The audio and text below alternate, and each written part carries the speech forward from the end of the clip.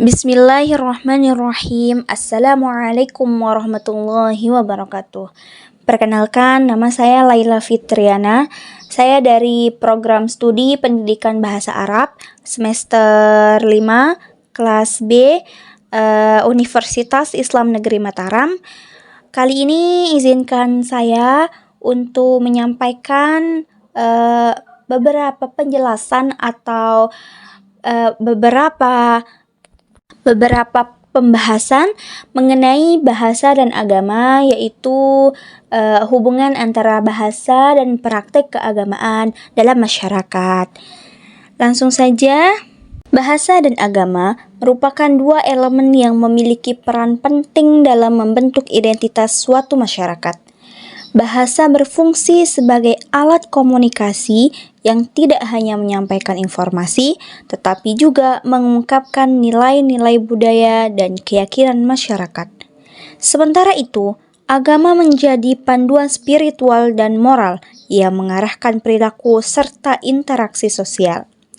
Dalam kehidupan bermasyarakat, hubungan antara bahasa dan agama sangat kuat, terutama dalam penyebaran ajaran agama, ritual keagamaan, serta pembentukan norma sosial yang berlandaskan ajaran keagamaan. Bahasa dan agama merupakan dua elemen fundamental yang saling berkaitan dalam kehidupan masyarakat. Bahasa berfungsi sebagai alat komunikasi dalam menyampaikan ajaran agama, menjalankan ibadah, dan memperkuat identitas keagamaan. Di Indonesia, hubungan antara bahasa dan agama sangat nyata, terutama dalam konteks Islam, Kristen, Hindu, Buddha, dan agama-agama lokal. Contohnya, dalam Islam, bahasa Arab digunakan dalam ibadah sehari-hari, seperti membaca Al-Quran dan sholat. Meski demikian, terjemahan dalam bahasa Indonesia sangat penting agar masyarakat yang tidak menguasai bahasa Arab tetap dapat memahami isi ajaran agama. Di sisi lain, agama juga mempengaruhi perkembangan bahasa dalam masyarakat. Bahasa Indonesia sendiri diperkaya oleh kosakata dari bahasa Arab, Sangsekerta, dan lainnya yang masuk melalui pengaruh agama. Sebagai contoh, banyak kata dalam bahasa Indonesia yang berasal dari bahasa Arab, seperti adil, hak, dan makmur, yang mencerminkan nilai-nilai religius. Agama dan bahasa bersama-sama membantu membentuk identitas kebudayaan dan sosial masyarakat. Melalui bahasa juga, ajaran agama dapat lebih mudah diterima dan dipahami, sehingga memperkuat kohesi sosial dalam komunitas beragama. Sebagai contoh, dalam masyarakat Hindu Bali, bahasa Bali digunakan dalam ritual keagamaan serta dalam berbagai teks suci yang memperkuat identitas budaya dan agama. Selain itu, bahasa juga memiliki hubungan yang erat dengan kehidupan beragama, di mana bahasa memainkan peran penting dalam berbagai aspek keagamaan, seperti pelaksanaan ibadah, penyebaran ajaran agama, identitas komunitas agama, dan dialog antar pemeluk agama yang berbeda. Bahasa digunakan untuk mengungkapkan keyakinan, melaksanakan ritual keagamaan, dan mempraktikkan ajaran agama. Selain itu, bahasa juga berfungsi sebagai media untuk mempelajari dan memahami isi dari kitab suci atau teks-teks keagamaan lainnya.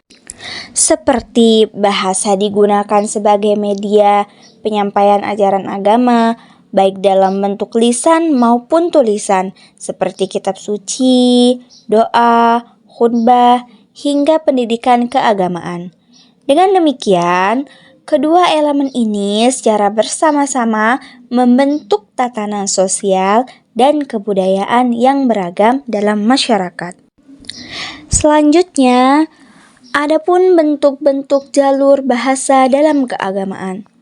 Yang pertama, ada komunikasi vertikal.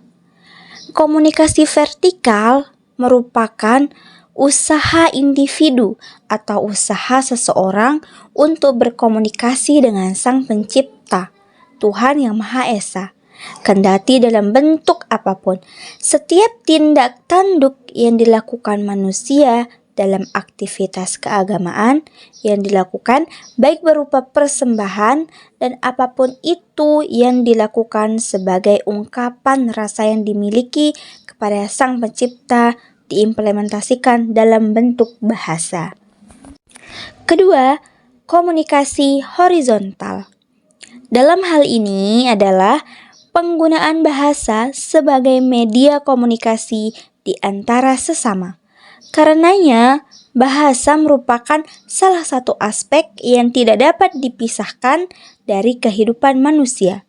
Bahasa selalu muncul di setiap aspek dari kegiatan manusia itu. Selanjutnya, bahasa memiliki banyak sekali peran dalam kehidupan kita.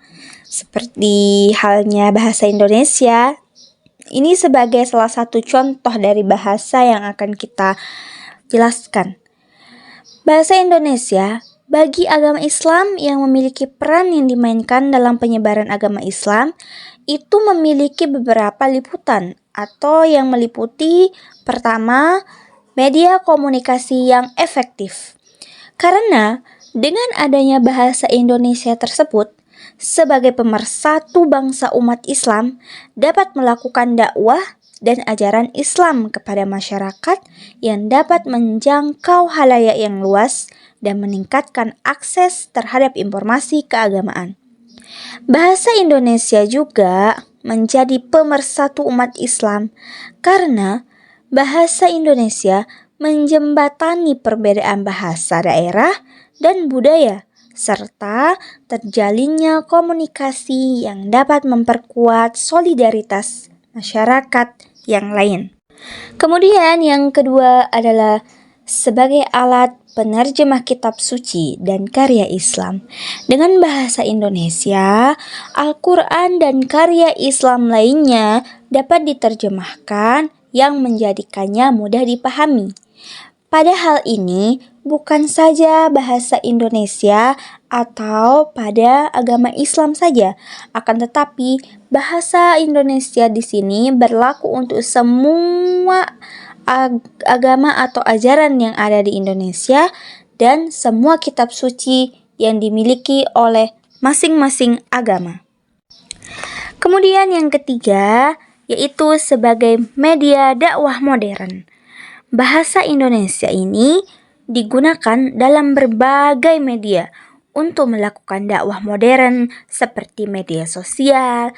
Ya, sudah tentu seperti yang kita sering temui pada YouTube atau aplikasi-aplikasi lainnya yang mengandung unsur pemersatu menggunakan bahasa Indonesia sebagai alat untuk berdakwah secara modern. Hal ini dapat menjangkau generasi muda dalam menyebarkan beragama Islam dengan lebih efektif dan lebih efisien. Jadi, hal ini bisa menjadikan seseorang berdakwah atau menyebarkan agama lebih mudah. Selanjutnya yang keempat, memperkaya kosakata bahasa Indonesia.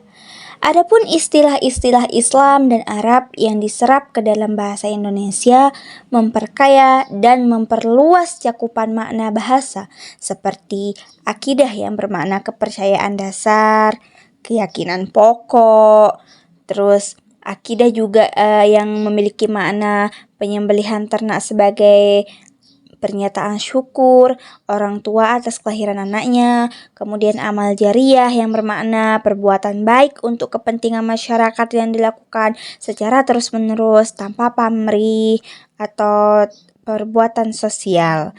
Karena pada bahasa ini tidak mengandung kosakata 1, 2 saja. Bisa jadi kosakata dalam bahasa tersebut mengandung 3 bahkan lebih makna. Selanjutnya yang kelima, sebagai dampak budaya, karena penggunaan bahasa Indonesia dalam budaya Islam seperti seni kaligrafi, lagu, religi, dan tradisi lisan ini merupakan hal yang dapat memperkuat identitas Islam di Indonesia ini. Baiklah, mungkin saya akan menyebutkan atau memaparkan contoh lain seperti bahasa Arab. Ya, bahasa Arab itu memainkan peran penting dalam ritual keagamaan Islam, terutama dalam membaca Al-Quran, melaksanakan sholat, dan doa-doa lainnya. Meskipun bahasa sehari-hari masyarakat adalah bahasa Indonesia atau bahasa daerah, bahasa Arab tetap dianggap sakral dan digunakan dalam konteks keagamaan. Nah, pengajaran bahasa Arab di madrasah dan di pesantren menjadi penting agar umat muslim dapat memahami teks-teks agama secara langsung.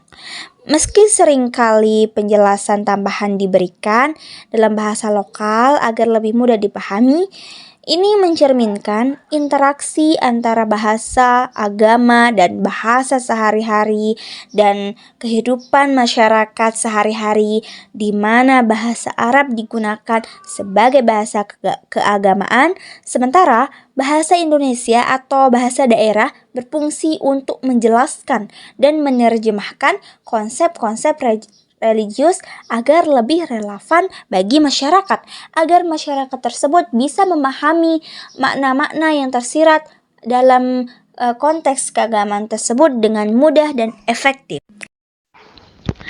Dapat disimpulkan bahwa hubungan antara bahasa dan agama dalam kehidupan masyarakat sangat erat dan saling mempengaruhi.